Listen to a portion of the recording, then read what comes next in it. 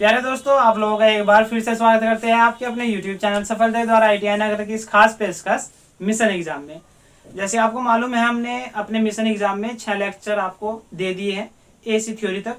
और आज जस की 15 मार्च है और आपको सभी को पता है 15 मार्च से हमारी जो फर्स्ट ईयर की एग्जामिनेशन है थी वो स्टार्ट हो चुकी है। तो जो फर्स्ट 15 मार्च में एग्जाम हुआ है उसका सॉल्यूशन आज हम लेकर आए हैं। देखिए, उसमें 80 क्वेश्चन आए थे टोटल। 80 क्वेश्चन में से जो हमारे 40 क्वेश्चन थे वो हमारे थ्योरी से थे और 20 क्वेश्चन हमारे थे वर्कशॉप, कैलकुलेशन एंड साइंस से और 20 क्वेश्चन थे हमारे एम्प्लॉयबिलिटी स्किल से। ठीक है ना। टोटल था हमारा 80 नंबर का, ये 80 क्वेश्चन थे इसमें। ठीक है ना। तो जो ये हमारा मिशन एग्जाम है ये हमारा इलेक्ट्रीशियन थ्योरी के लिए चला हुआ है और इलेक्ट्रीशियन थ्योरी का हम यहाँ पे आपको सॉल्यूशन कराने वाले हैं 40 जो क्वेश्चन आए थे। और तो बिना किसी देरी के स्टार्ट करते हैं। और हमें उम्मीद यही है कि आपने जिन भी छात्रों ने हमारी वीडियो का देखा है उनसे नॉलेज अपनी बढ़ाई है तो उनका तो एग्जाम बेहतर गया होगा, 40 में से 40 नंबर का गया होगा, ऐसी हम उम्मीद रखते हैं। क्योंकि आपको बहुत ही लगन के साथ में हमने एक एक चीज़ को सॉल्यूशन किया है। ठीक है, तो बिना किसी देरी के करते हैं हम आज का अपना सॉल्यूशन स्टार्ट। सबसे पहले क्वेश्चन है हमारा, इस सुरक्षा चिन्ह का नाम क्या है। देखिए, जो हमारे एग्ज़ाम मिशन एग्ज़ाम 01 हुआ था हमारा ऑक्यूपेशनल सेफ्टी एंड हेल्थ का, उसमें सबसे पहले क्वेश्चन था हमारा ये, इस सुरक्षा चिन्ह का क्या नाम है। ये हमारा डॉक्टर का मतलब हॉस्पिटल का चिन्ह था, तो यानी हमें सूचना दे रहा है कि यहाँ पे हॉस्पिटल है। और दूसरा ये आयताकार में है, वर्गाकार में है। ठीक है, और ये हमारा सूचनात्मक चिन्ह। नेक्स्ट क्वेश्चन हमारा, BIS का पूर्ण रूप क्या है। BIS का हमने देखिए अपने लेक्चर में भी बताया था 0.1 में, BIS का पूर्ण रूप होता है ब्यूरो ऑफ इंडियन स्टैंडर्ड। क्या होता है, B से ब्यूरो, I से इंडियन और S से होता है हमारा स्टैंडर्ड, तो यानी bureau of Indian standard.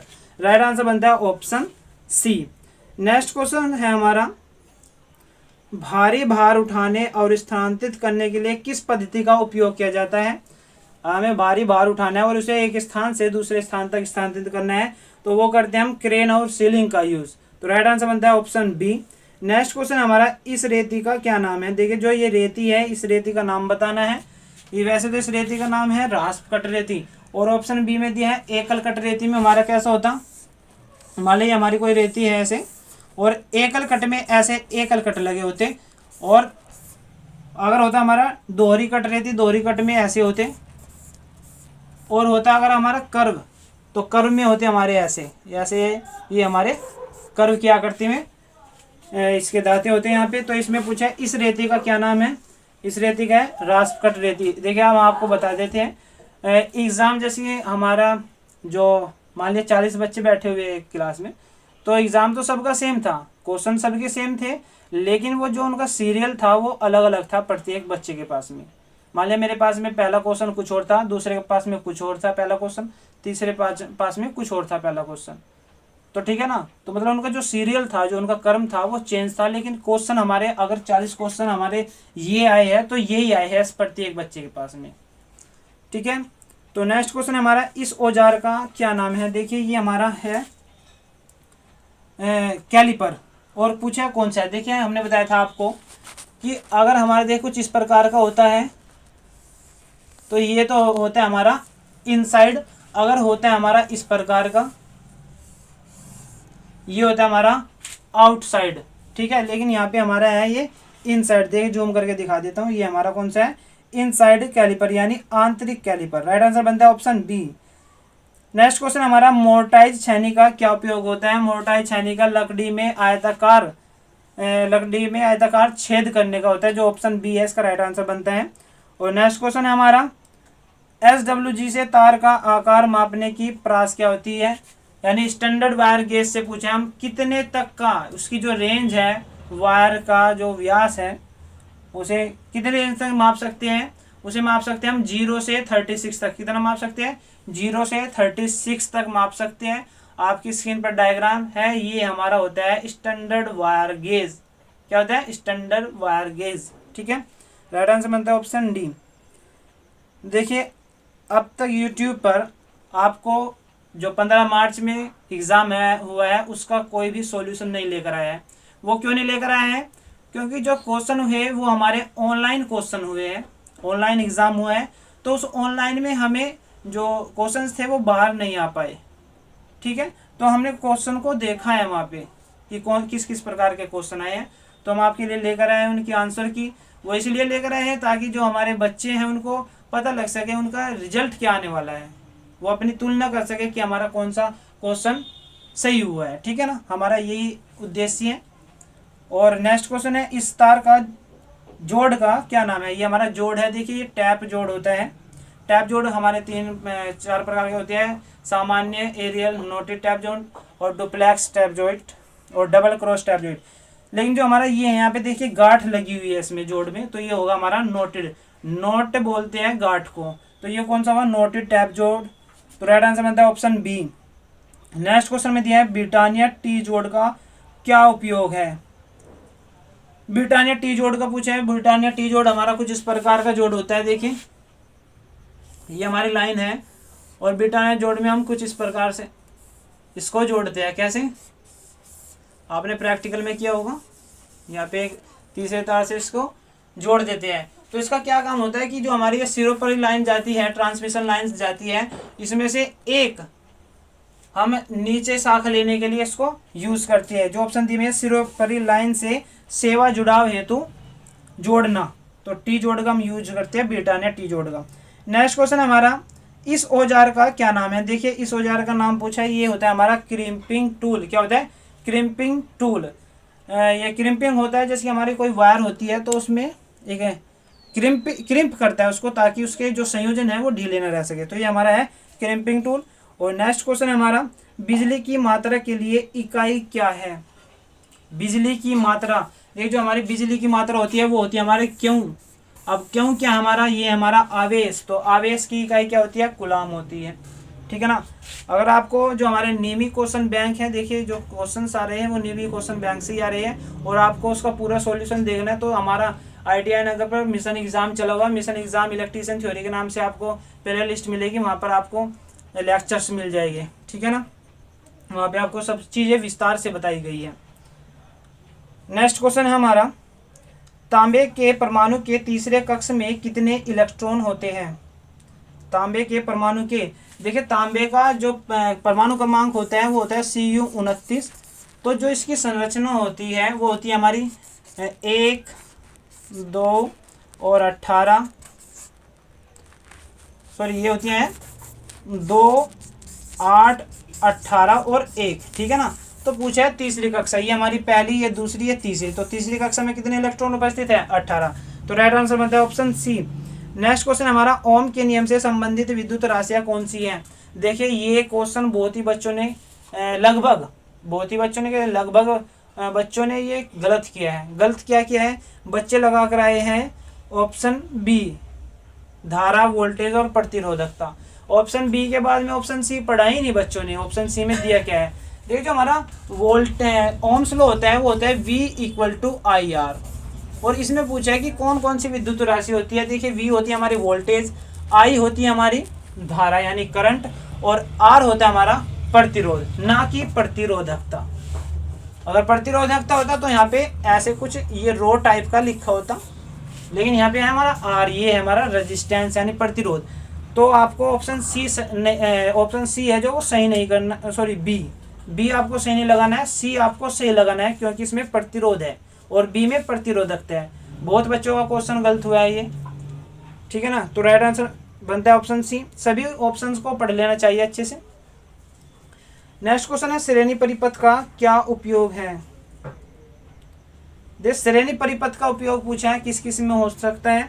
Option में वोल्ट मीटर संयोजन, अगर हम वोल्ट मीटर का, ये हमारा वोल्ट मीटर है और इसका मुझे संयोजन करना है, तो मैं इसको किस में करता हूँ, इसको मैं करता हूँ समांतर में। किस में करता हूँ, समांतर में। और एमीटर का करता हूँ मैं सीरीज में। ठीक है। और दूसरा दिया है घरों में प्रकाशीय परिपथ के लिए, जो हमारी घरों में वायरिंग होती है वो हमारी किस में होती है, वो होती है समांतर में। और सी में दिया है एमीटर में शंट प्रतिरोध। देखिए अगर बोलता है ये एमीटर को परिपथ में जोड़ना, तो एमीटर को तो हम श्रेणी में जोड़ सकते हैं, लेकिन इसने कहा है एमीटर में शंट प्रतिरोध। एमीटर में जो हमारा प्रतिरोध जुड़ता है, ये हमारा एमीटर है, ये तो श्रेणी में जोड़ दिया, लेकिन जो शंट प्रतिरोध जोड़ते हैं वो हम इसके समांतर में जोड़ते हैं। ये होता है हमारा शंट प्रतिरोध, तो ये किस में जोड़ते हैं, समांतर में। तो यहाँ पे पूछा श्रेणी में हम किसे जोड़ते हैं। डी में दिया है वोल्ट मीटर का मल्टीप्लायर प्रतिरोध। जी हाँ, जो हमारा ये वोल्ट मीटर है, और वैसे तो समांतर में जोड़ते हैं इसको, लेकिन जो इसका मल्टीप्लायर प्रतिरोध होता है वो हम इसकी श्रेणी में जोड़ते हैं। किस में जोड़ते हैं, श्रेणी में। ठीक है ना, ये यहाँ पे हमारा प्रतिरोध है, ये प्रेरक बना दिया। ठीक है, ये हम इसको श्रेणी में जोड़ते हैं। तो यहाँ पे राइट आंसर बनता है ऑप्शन डी, क्योंकि वोल्ट मीटर का संयोजन हम किस में करते हैं, समांतर में। घरों में प्रकाशीय का समांतर में, एमीटर में शंट प्रतिरोध भी समांतर में करते हैं। बचता है हमारा वोल्ट मीटर का मल्टीप्लायर प्रतिरोध, वो हम किस में करते हैं, श्रेणी में करते हैं। राइट आंसर बनता है ऑप्शन डी। नेक्स्ट क्वेश्चन देखिए, बी एच वक्र में एक्स द्वारा अंकित भाग का नाम क्या है। देखिए बी एच वक्र हमने आपको बताया था, इसमें क्या होता है, जो हमारा चुंबकीय फ्लक्स घनत्व होता है वो चुंबकीय बल से पिछड़ जाता है। और वो हमने जो हमारा चुंबक मैग्नेटिज्म और कैपेसिटर का जो लेक्चर कराया था उसमें बहुत ही अच्छे विस्तार पूर्वक कराया था, वहाँ पे आप जाकर देख लेना। यहाँ पे जो इसका एक्स से इंगित है वो हमारा होगा कोरेसिविटी। क्या होगा, कोरेसिविटी। देखिए ये होता है हमारा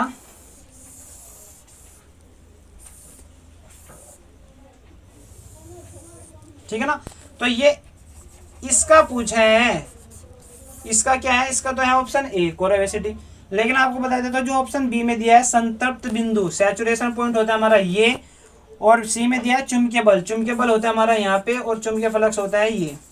और डी में दिया है आवेश चुंबक, तो देखिए आवेश चुंबक यानी रेजिडुअल मैग्नेटिज्म होता है यहाँ पे, लेकिन इसका पूछा है यहाँ पे, ये होता है हमारा कोरेसिविटी। राइट आंसर बनता है ऑप्शन ए।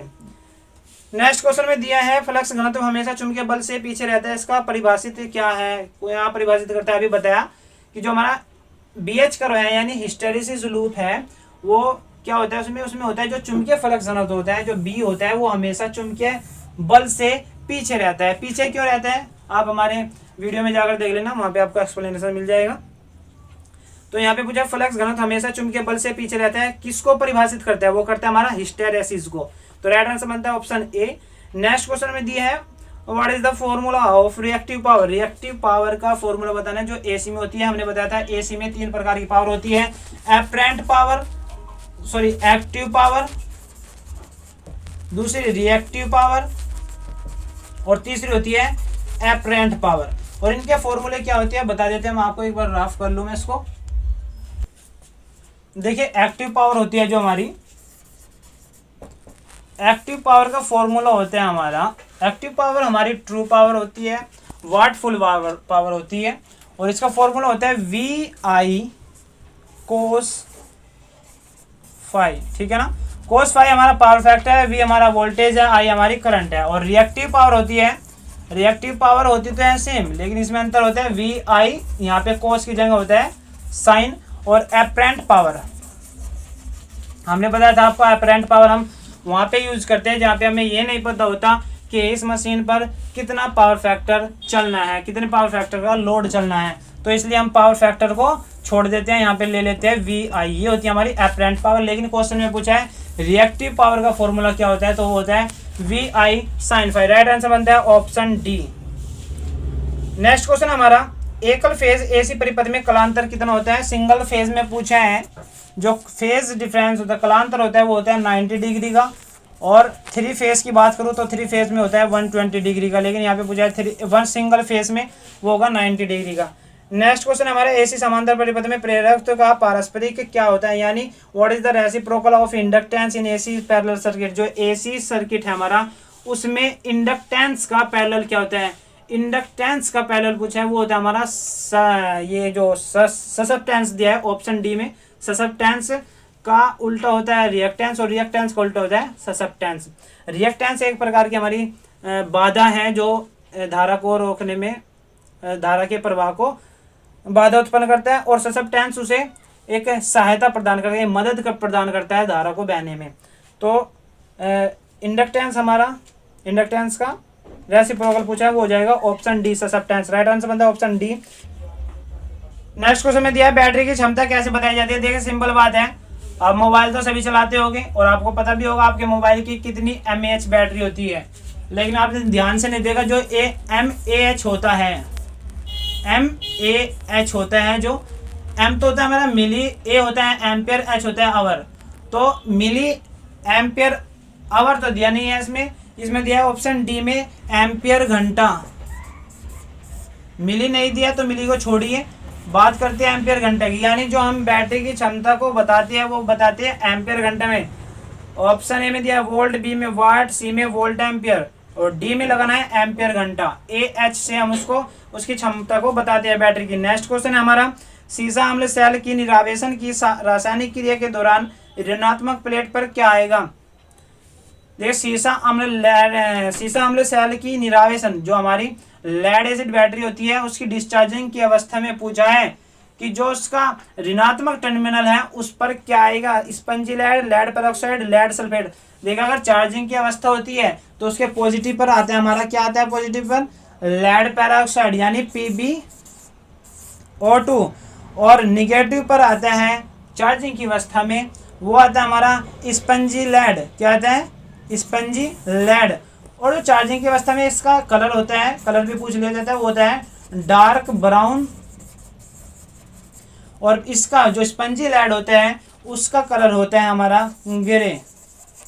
ये हमारी चार्जिंग की अवस्था में, लेकिन इसने पूछा है डिस्चार्जिंग की अवस्था में। तो डिस्चार्जिंग की अवस्था में हमारा चाहे प्लस हो चाहे माइनस हो, वो होता है हमारा लेड PbSO4 यानी लेड सल्फेट का।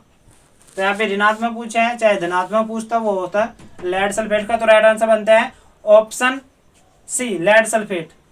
नेक्स्ट क्वेश्चन है, नेक्स्ट क्वेश्चन में कहा है मध्यवर्ती स्विच के साथ कितने टू वे स्विच एक लैंप को 3 अलग अलग स्थानों से नियंत्रित करने के लिए उपयोग किए जाते हैं। देखिए आपने जो इलेक्ट्रिकल वायरिंग होती है आपने प्रैक्टिकल किया होगा, और प्रैक्टिकल क्या था हमारा, हमें जो 3 लैंप है, सॉरी एक लैंप को 3 स्थान से कंट्रोल करना है। ये कोई हमारा लैंप है,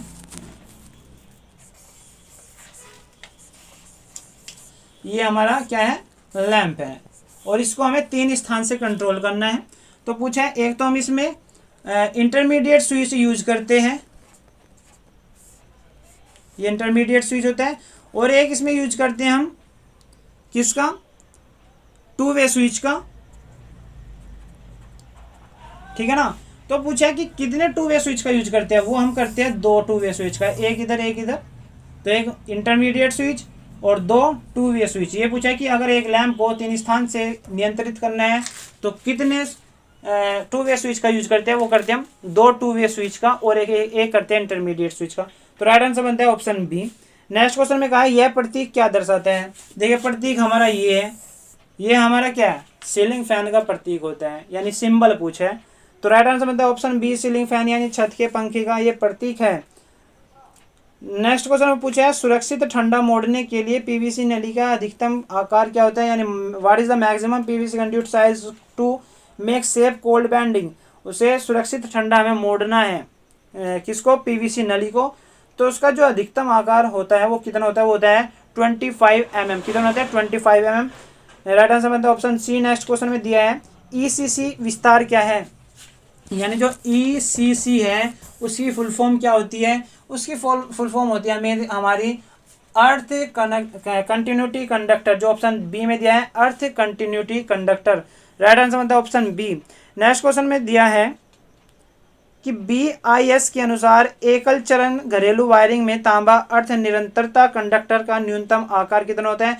सिंगल फेज में पूछा है, जो हम अर्थ के लिए कंडक्टर यूज करते हैं उसका आकार कितना होता है, उसका होता है हमारा 1.5 स्क्वायर मीटर। कितना होता है 1.5 स्क्वायर मीटर का, 1.5 स्क्वायर मीटर। राइट आंसर बनता है ऑप्शन डी। नेक्स्ट क्वेश्चन में दिया है IE नियमों के अनुसार पावर उप परिपथ के लिए अधिकतम अनुमेय भार क्या है। देखें अगर पूछता है ये हमारा लाइट एंड फैन के लिए कितना भार होता है, वो होता है हमारा 800 वाट, लेकिन पूछा है इसने पावर के लिए तो वो होता है हमारा 300 वाट। राइट आंसर बनता है ऑप्शन डी। नेक्स्ट क्वेश्चन दिया है पृथ्वी प्रतिरोध परीक्षक किस सिद्धांत पर काम करते हैं? What principle the earth resistance tester, जो अर्थ रेजिस्टेंस टेस्टर है हमारा वो किस सिद्धांत पर काम करता है वो पूछा है। ऑप्शन ए में दिया है स्व प्रेरण, बी में अनोन्य प्रेरण, सी में विभवपात विधि और डी में फ्लेमिंग का बाएं हाथ का नियम। देखिए जो अर्थ रेजिस्टेंस टेस्टर है वो हमारा करता है विभवपात विधि पर, विभवपात विधि के सिद्धांत पर काम करता है, जो राइट आंसर बनता है ऑप्शन सी। नेक्स्ट क्वेश्चन दिया है तंतु लैंप का कार्यकारी तापमान कितना होता है? जो हमारा लैंप होता है उसका फिलामेंट होता है उसका कार्यकारी तापमान कितना होता है, यानी कितने डिग्री सेल्सियस तक वो काम करता है? वो करता है 2300 डिग्री सेल्सियस। राइट आंसर बनता है ऑप्शन डी। नेक्स्ट क्वेश्चन है समतल सतह में प्रकाश के प्रवाह को कौन सा शब्द संदर्भित करता है? समतल सतह में प्रकाश के प्रवाह को पूछा है।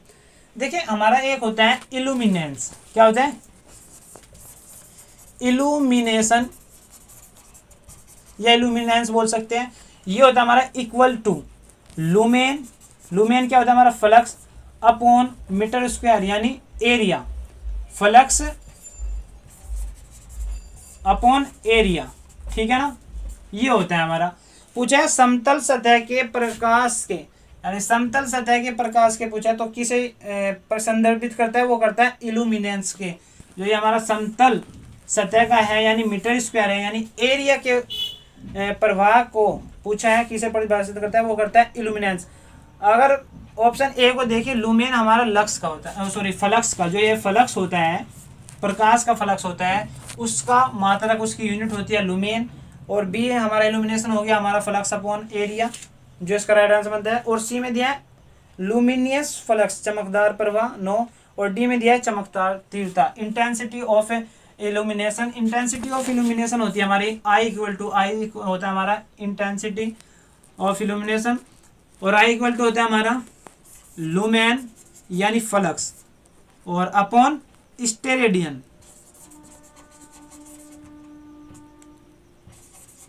ठीक है ना, लुमेन अपॉन स्टेरेडियन। स्टेरेडियन की 4 पाई भी बोल सकते हैं इसको या सॉलिड कोन भी बोल सकते हैं। एक क्वेश्चन ये भी आता है कि सॉलिड कोन का जो मात्रक है वो क्या है? वो है हमारा स्टेरेडियन और जो वैल्यू है वो है हमारी 4 पाई। तो यहाँ पे जो राइट आंसर बनता है समतल सतह में प्रकाश के प्रवाह को पूछा है वो करता है हमारा इल्यूमिनेंस। राइट आंसर बनता है ऑप्शन बी। नेक्स्ट क्वेश्चन दिया है मीटर का नाम क्या है? देखिए ये मीटर दिया है इसका नाम बताना है। ये हमारा DC multi range voltmeter, option B कौन सा है? DC multi range voltmeter. Right answer बनता है ऑप्शन बी। नेक्स्ट क्वेश्चन में दिया है किस प्रकार का वाट मीटर है? देखिए वाट मीटर आपकी स्क्रीन पर है, पूछा है किस प्रकार का है। इसमें देखिए एक तो 3 फेज आया हुआ है, 3 फेज आपको दिख रहा है अच्छे से, देखिए जूम कर देता हूँ, ये रहा हमारा 3 फेज इसमें आया हुआ है। लेकिन जो हमारे इसमें एलिमेंट है अवयव है वो हमारे कितनी है? 1 2, देखिए 2 कुंडली है ना, दिख रही है ना आपको इसमें, ये हमारी कितनी है? 2 अवयव, यानी 2 एलिमेंट और 3 फेज का हमारा ये वाट मीटर है। तो देख लेते हैं ऑप्शन ए में दिया है 3 अवयव 4 तार, देखिए 3 अवयव तो यानी इसमें 2 अवयव है और 3 तार है। बी में दिया है 2 अवयव 3 कला, जी हाँ 2 अवयव है 2 एलिमेंट है और 3 हमारे इसमें तार है। सी में 3 अवयव 3 चरण 9। डी में दिया है 3 चरण 2 अवयव C T and P T के साथ। राइट आंसर बनता है ऑप्शन बी, इसमें 2 एलिमेंट है और 3 तार है, ठीक है ना। नेक्स्ट क्वेश्चन हमारा यंत्रों में संवेदनशीलता की इकाई क्या होती है? जो हमारी सेंसिटिविटी इन इंस्ट्रूमेंट्स होती है, इंस्ट्रूमेंट में सेंसिटिविटी की इकाई पूछी है क्या होती है? वो होती है हमारी ओम अपॉन वोल्ट।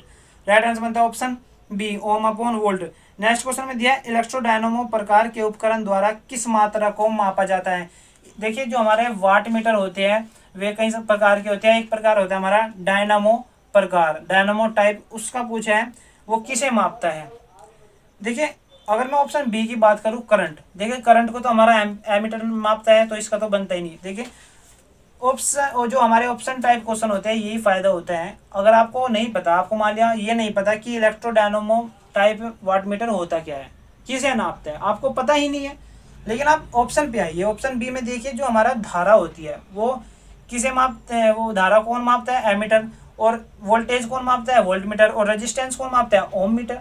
लेकिन पूछा है पावर, तो पावर कौन मापेगा? इलेक्ट्रोडायनोमीटर का जो इलेक्ट्रोडायनो टाइप है हमारा वोट मीटर है वो मापता है। पावर हम वाट मीटर के थ्रू मापते हैं। तो राइट आंसर बनता है ऑप्शन ए। इलेक्ट्रोडायनामो प्रकार का जो उपकरण है वाट मीटर है वो हमारी पावर को नापता है।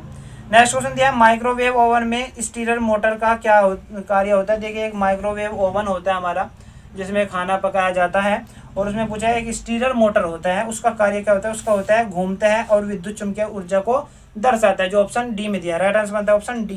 नेक्स्ट क्वेश्चन में कहा है माइक्रोवेव ओवन में प्रयुक्त मैग्नेट्रॉन ट्यूब फिलामेंट वोल्टेज क्या है। जो उसमें प्रयुक्त यानी यूज हुई है मैग्नेट्रॉन ट्यूब, उसका फिलामेंट पूछा है कितने वोल्टेज का होता है, वो होता है 3.2 वोल्ट AC। राइट आंसर बनता है ऑप्शन डी।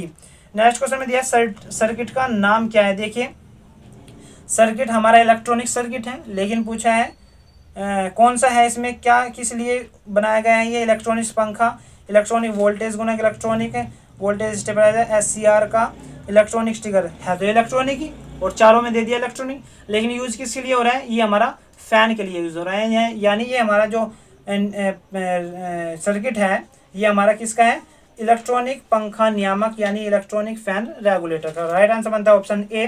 नेक्स्ट क्वेश्चन में दिया है पावर ट्रांसफार्मर में भाग का नाम क्या है। देखिए जो ये पार्ट्स है ट्रांसफार्मर का एक पार्ट्स है, ये हमारा बुकोल्स रिले है जो शॉर्ट सर्किट और ओवरलोड से ट्रांसफार्मर को बचाता है। तो राइट आंसर बनता है ऑप्शन डी।